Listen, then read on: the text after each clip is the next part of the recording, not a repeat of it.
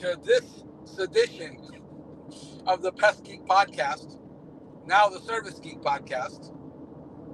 And I just got back on the weekend from my honeymoon, and nothing really happened. Everything went pretty smooth. You know, couple of customer complaints is normal. Yeah, but nobody had any issues that they couldn't resolve. We got the hurricane. We just went through it. Nothing happened down here, at least. I hope my friends up there in Tampa, Orlando, North Florida are doing well.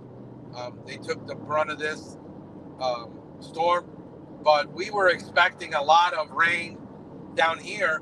I mean, I was watching how big that storm was, and all of a sudden, all of the rain shifted to the northeast. Nothing happened. Literally, we got no real wind. We were expecting a lot of wind. I had brought everything inside from our patio, and thought, hey, you know, it's going to be bad. We're going to get a lot of wind and a lot of rain, but nothing. It was uneventful here for us. Put this on auto cruise control. I'm on about a 45-minute commute to a territory,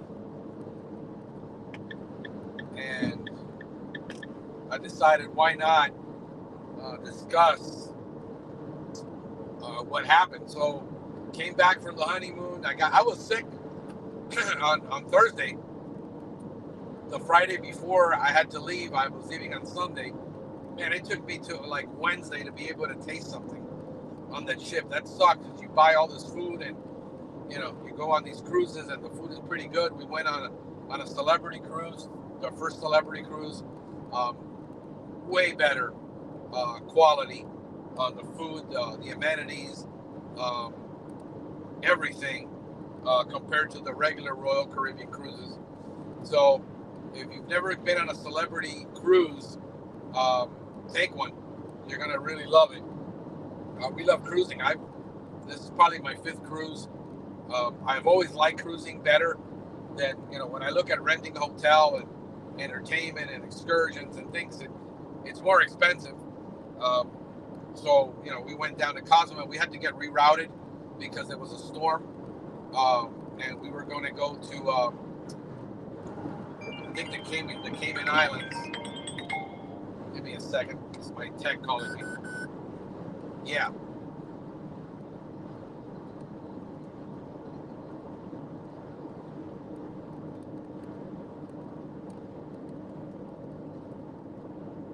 No, we're treating everything now. Remember, it's October, so we're going to start spraying every lawn.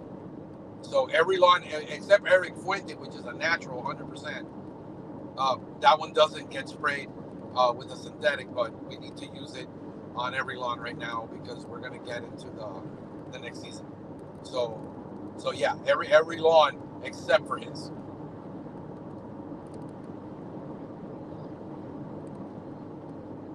Yep, if you got a lawn care, a complete lawn care, or a weed and an insect lawn care, they all get treated.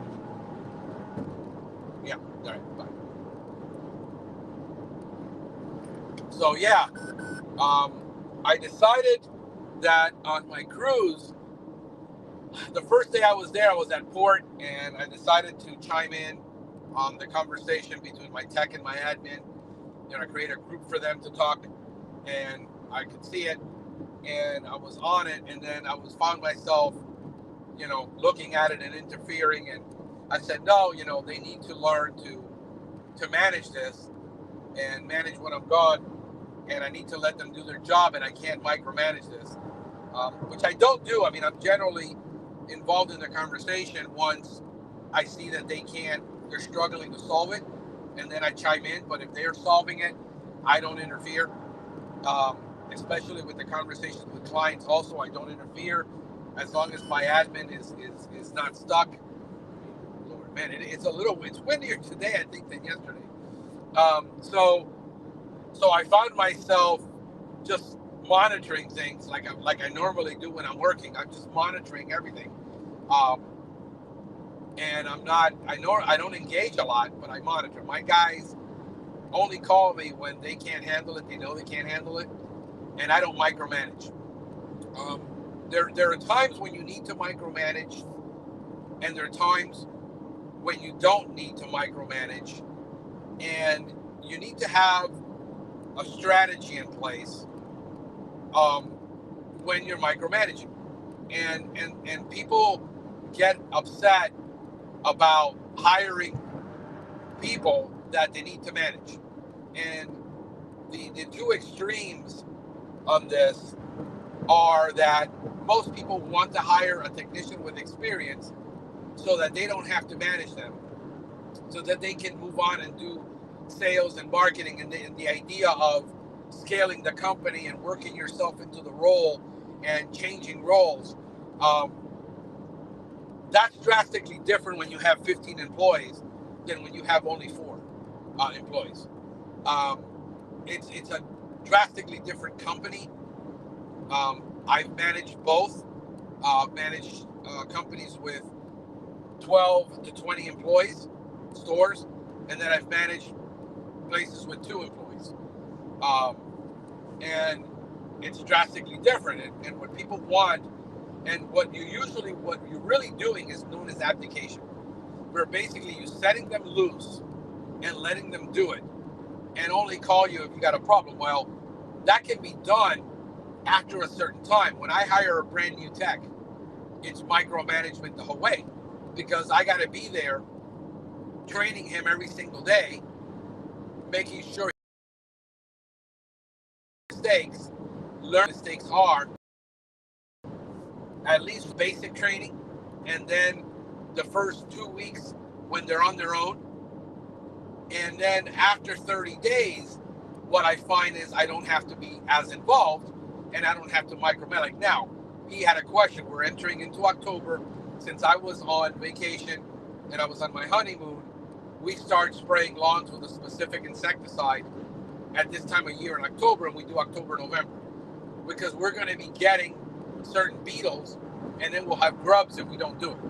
So all he had been doing was weed control right now for everybody, and we weren't spraying the lawns during the heavy rain months because we're not going to get chinch bug down here. We get so much rain, it's so hot and humid. So we have a program, and the chemicals rotate, but he's the first year tech. He's only been with me now for a little bit over 30 days. So I got to basically go out and train him. He already knows how to spray lawns. They spray, and we spray those every 2 weeks. For clients that want 100% natural service, that has to be done every 2 weeks. And then we do weed control, and then we only do disease control when the disease is present. We don't blanket spray everybody.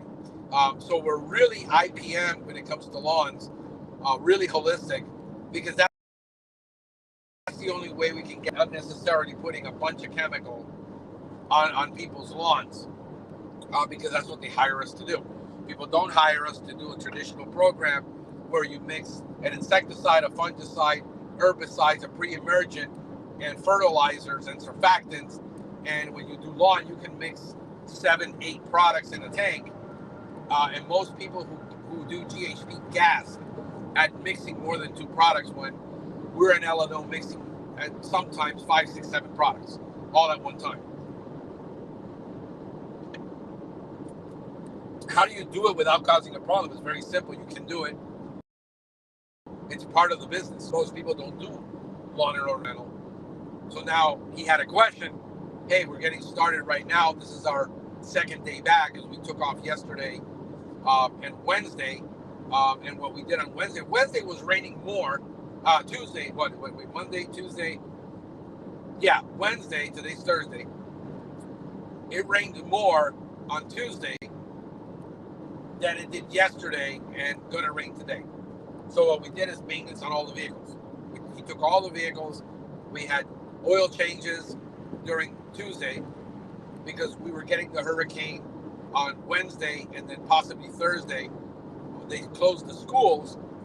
So I said, hey, let's go do maintenance on all the vehicles. So he took the day off and just oil changes and tire rotation and check all the vehicles, make sure everything's good.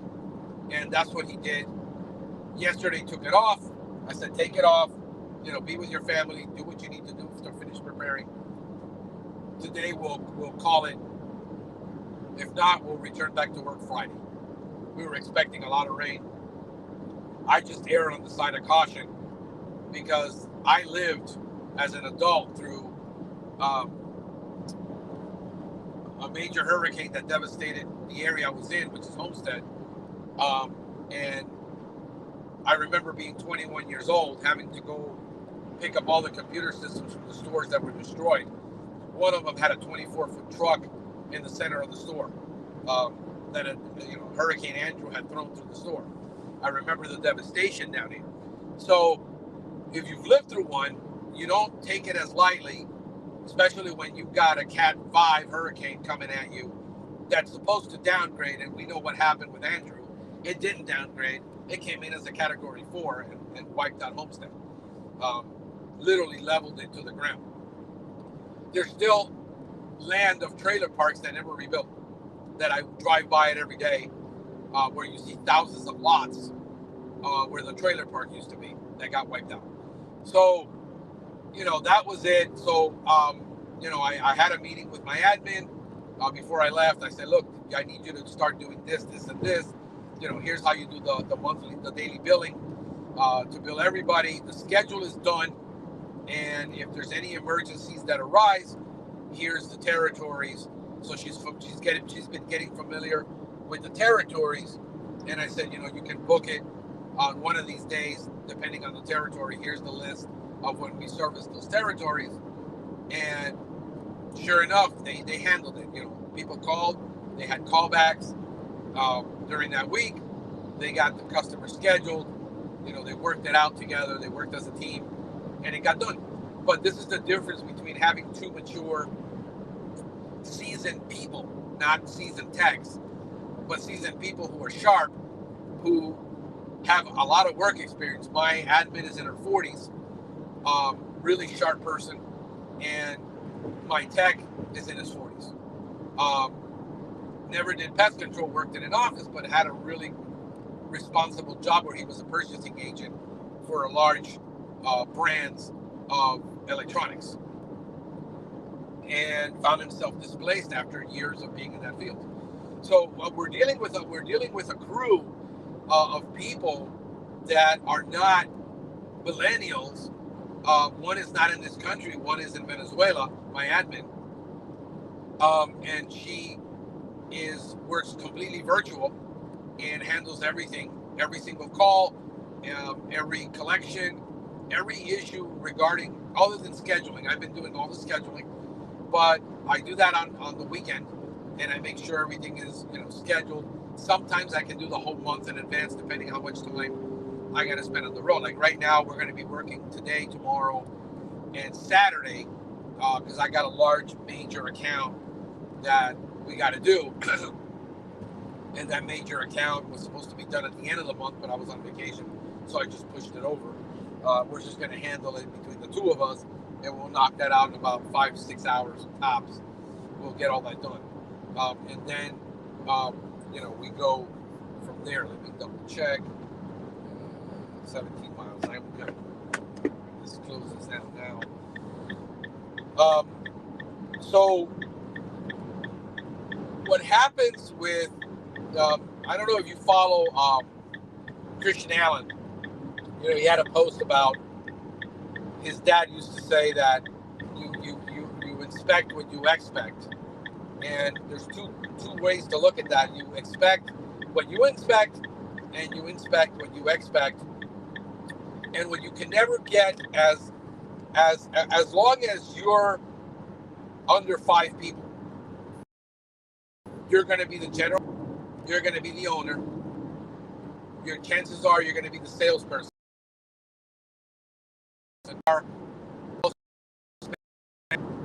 And you're doing the role of service manager, branch manager, and owner, and you're not going to get away from that.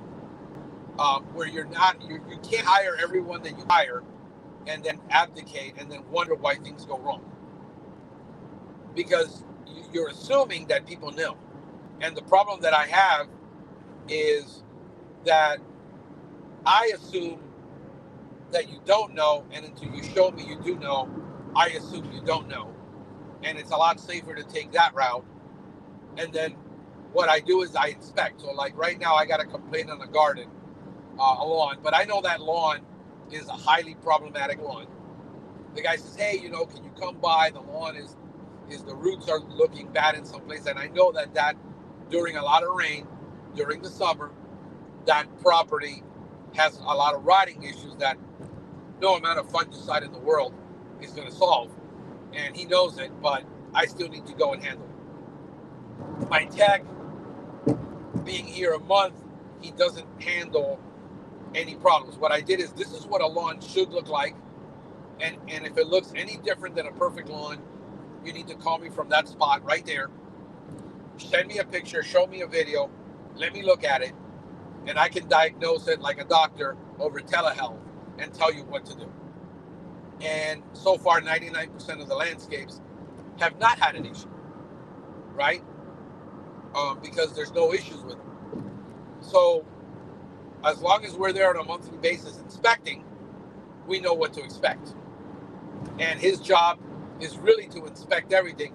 And then if he sees any spots or anything on the plants, he needs to send me a picture. I say, this is how you treat it. Because there's no way that anybody in their first month, I don't care if he rides with me for 60 days.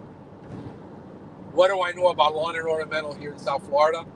That even if he rides with me for 60 days, he's still not going to see every problem when people have landscapes with 15, 20 species of plants that you do not see in most landscapes. Most landscapes, you have trees and lawn. South Florida is heavy on ornamentals, and a lot of them. And it takes about a year for a tech to become proficient because he has to see them. So what do? I let him see the problem on his own so that he memorizes the problem. And then he has to consult with me on every single problem. You see, that's a level of micromanagement that is absolutely necessary, because I can't assume and say, why don't we just spray every garden with a fungicide to avoid anything? And I said, well, that defeats the purpose of what we do as a brand for a client. So it really depends on inspection, and then what do we expect based on that.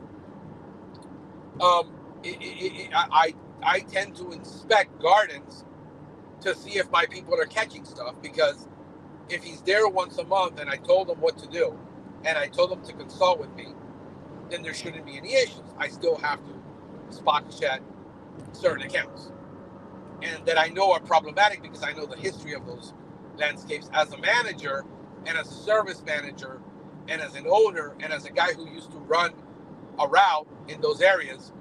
I know where the problems are in those landscapes. I've memorized them. I have a unique ability to memorize every house that I ever treat for everything.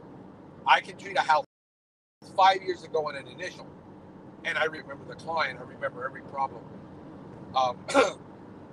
which is better than my short-term memory. But for some reason, stuff like that I can remember. So the idea that you hire people and that you don't manage them is really ludicrous when 90+% of people are used to being in an environment where they're highly managed. Very, very few people are self-managed to the point where they're self-governed, self-managed. You don't have to tell them. I mean, if you got to tell somebody in the morning at what time is start time, and they got to be there on time, and they're consistently late, you don't have a management problem. You have a hiring problem, because you hired the wrong person. And that clue is telling you that that person is neglectful to be on time at any time, and therefore you need to replace them.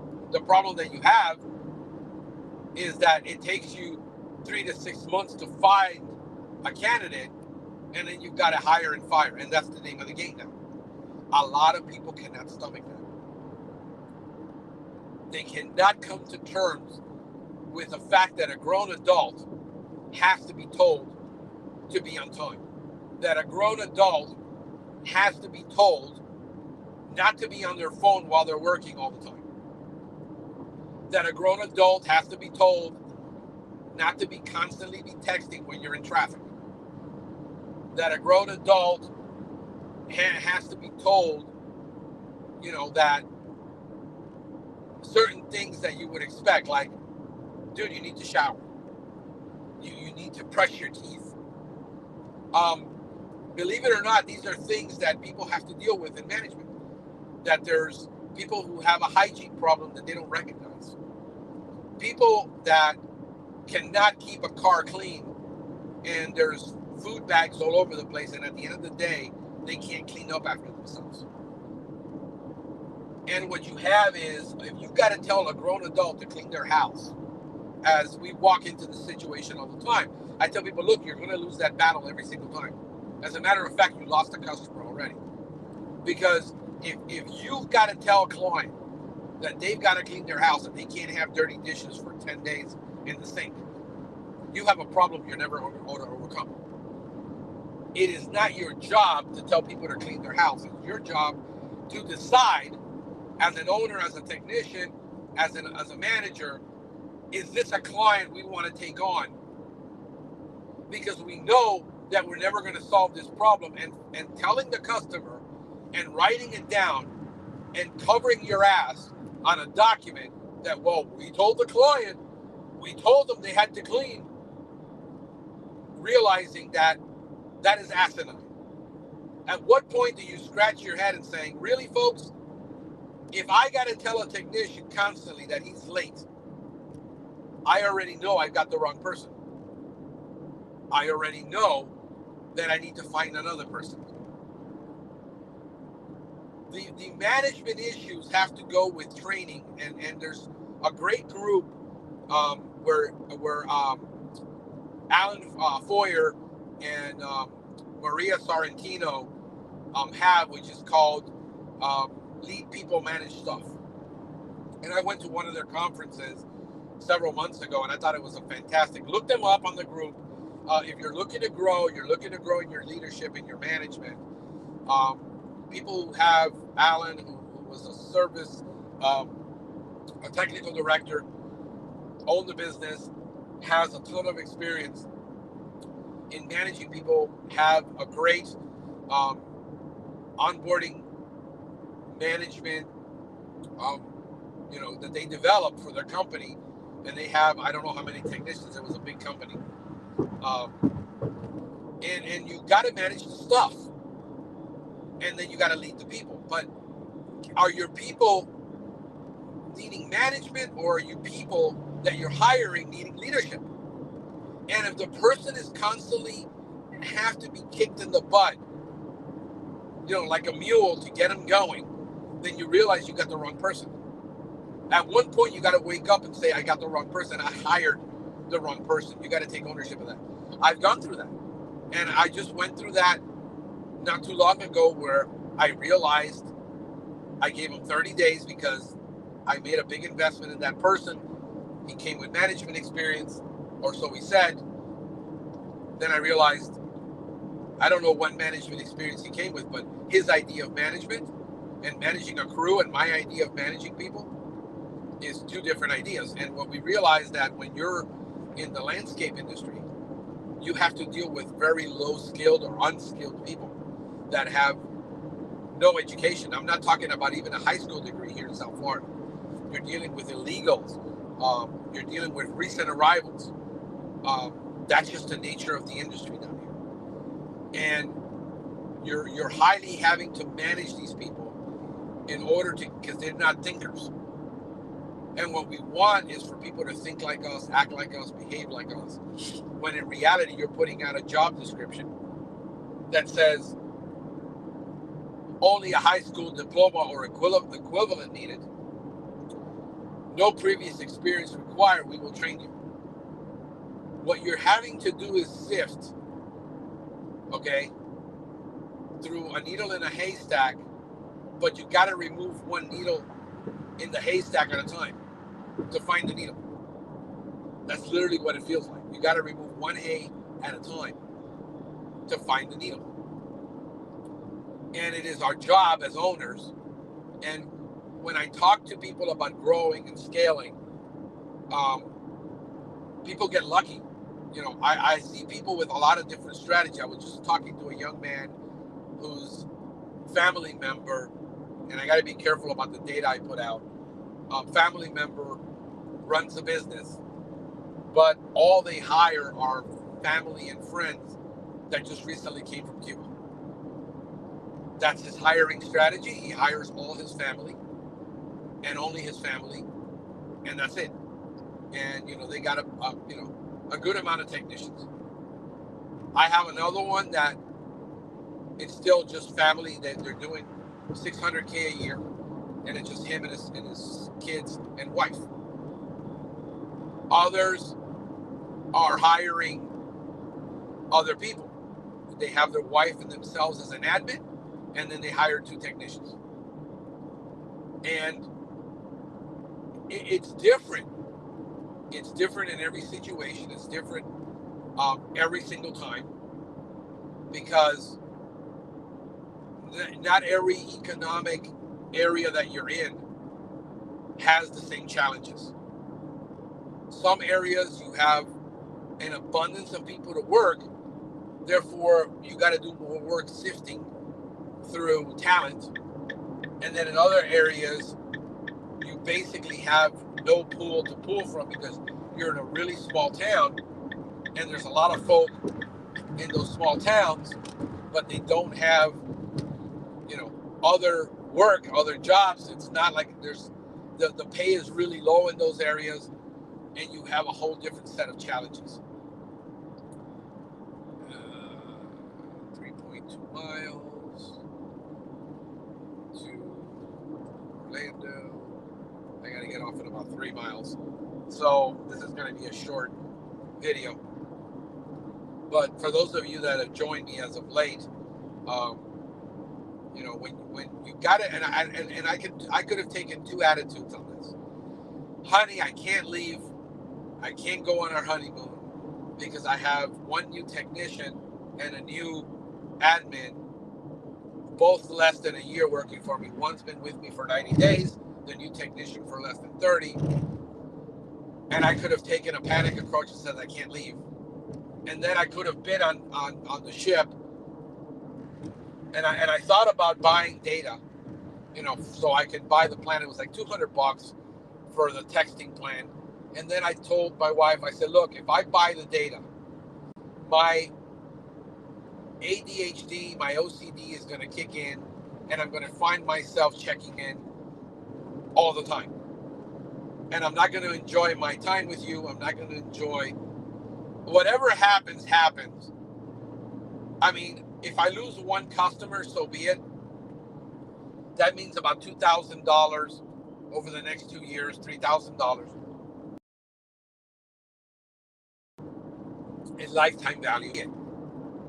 If something happens that they can't handle it, she's smart enough to manage the client. She's smart enough, you know, she's a very sharp person that knows how to manage people, and she can manage that situation, diffuse it, and the customer will understand what's happening, and I'll deal with that when I came back. And really, it was mostly issues about pricing special jobs. So what did I do? I took an opportunity. We had a 1-hour meeting on a training course, and I addressed all of the issues that came up and how she solves it the next time. Did we lose anybody? No, because the customer was waiting for us, and she said, you know what?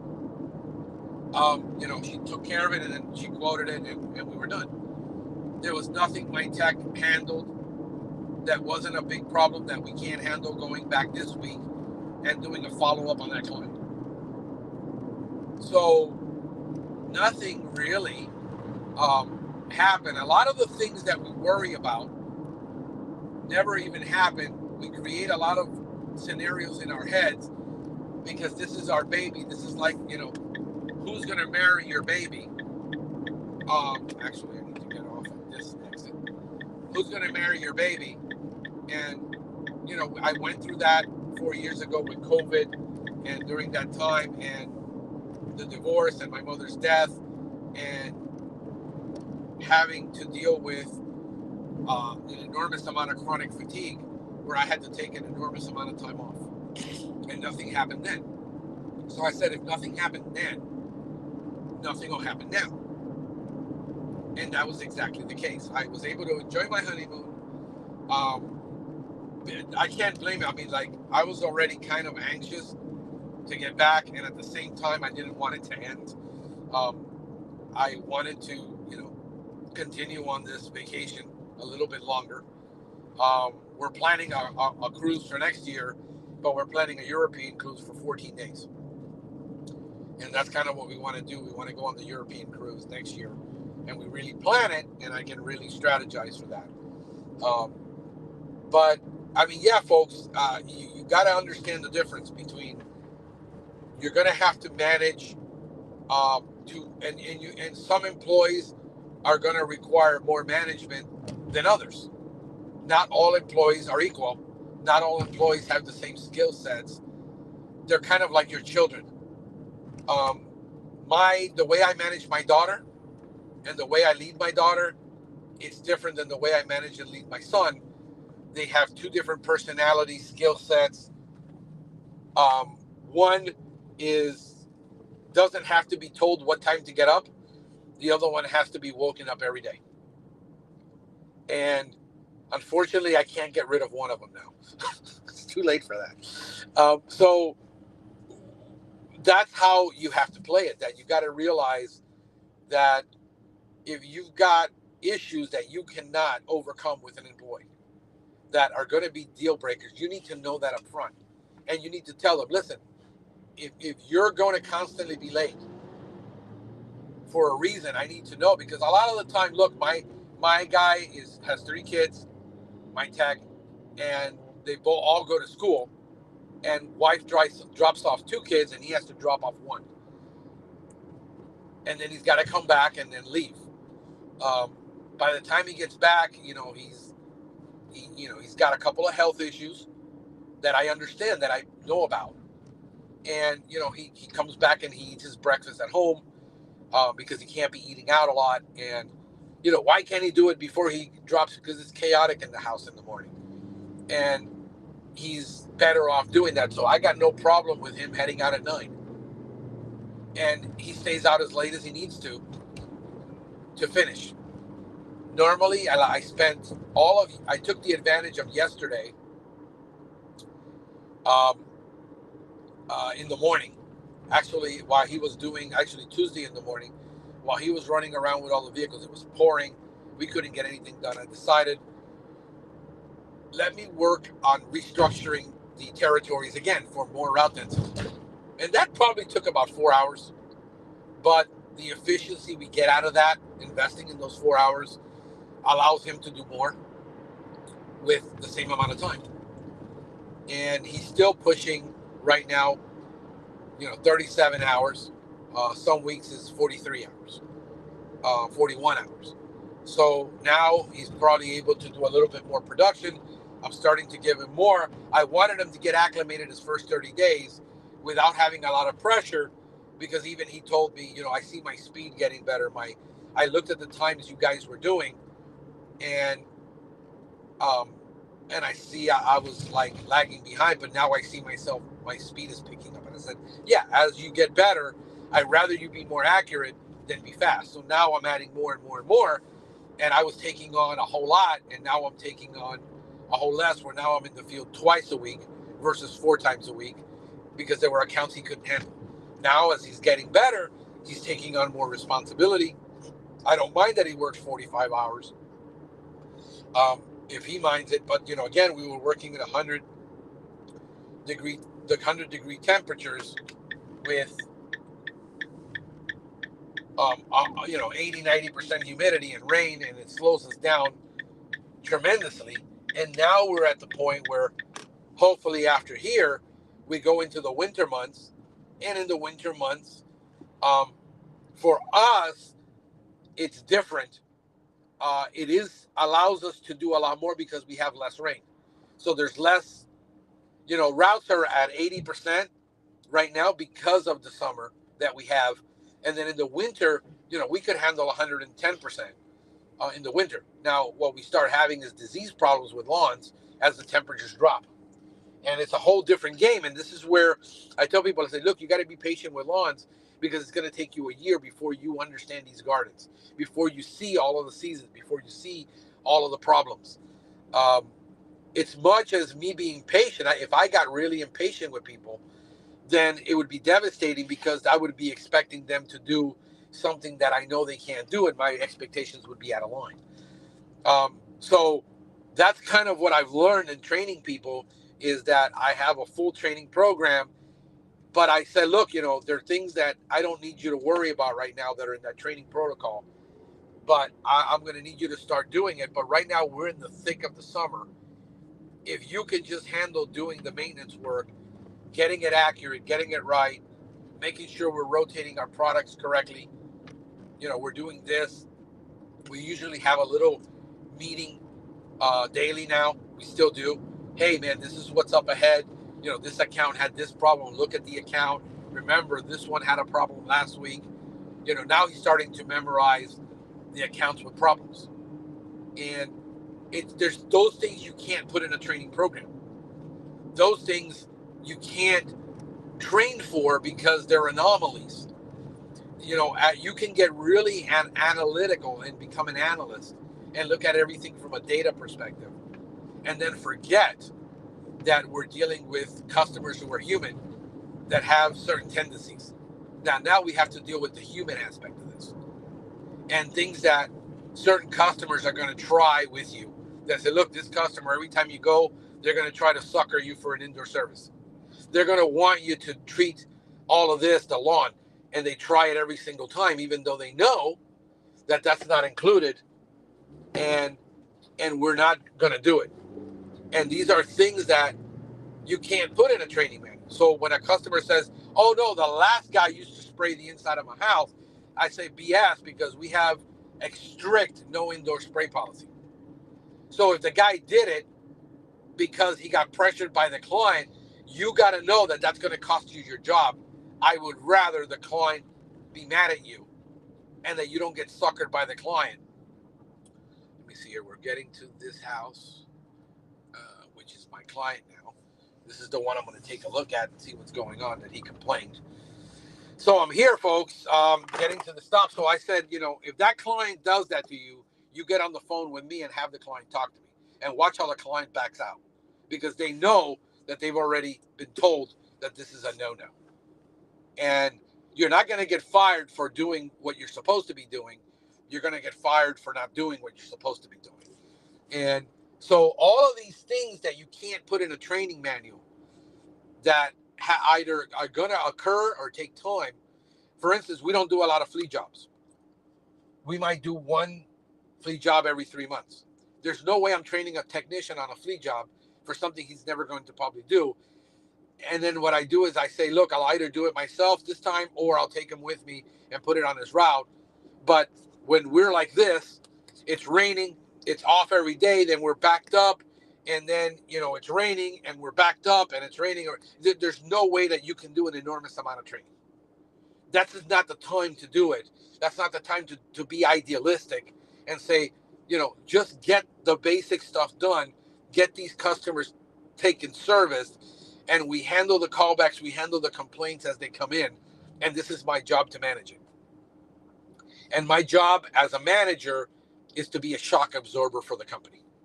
And what people don't want to do and what owners don't want to do is they want to be able to pass that shock over to the technicians. And a lot of the time you can't. The shock that I can say is you got to show up, you got to do this, you got to do that. If it's raining, you can't make an application. You're going to sit in your truck for an hour. And then they get impatient. I said, you got to be patient. I don't want to see you doing a service in the rain. I don't want to see you with a rod and get struck by lightning. I don't want to see you with a backpack strapped to your back while the floor's wet and get struck by lightning. I don't want to violate the label. So you're just going to have to be patient. And then what we do is we get anybody, we say, send them out and let them do the work. No, we're going to follow the rules. We're going to follow the law. Understand that this is the game. This is what you have to do. So I'm here now with my client, folks. I hope this helps. I hope you're patient. I hope that you can understand that it's all part of the game. It's all part of what's going to happen. It's all part of the stress about growing. Once you learn to just accept a lot of things, a lot of you stress over things just simply because you refuse to accept that that's the way it is. That you're in a different game now, you're in a different league. You just got to come to accept it and come to terms with it and be okay with it and be happy. This is Frank, the Service Geek, wishing you a pistacular day.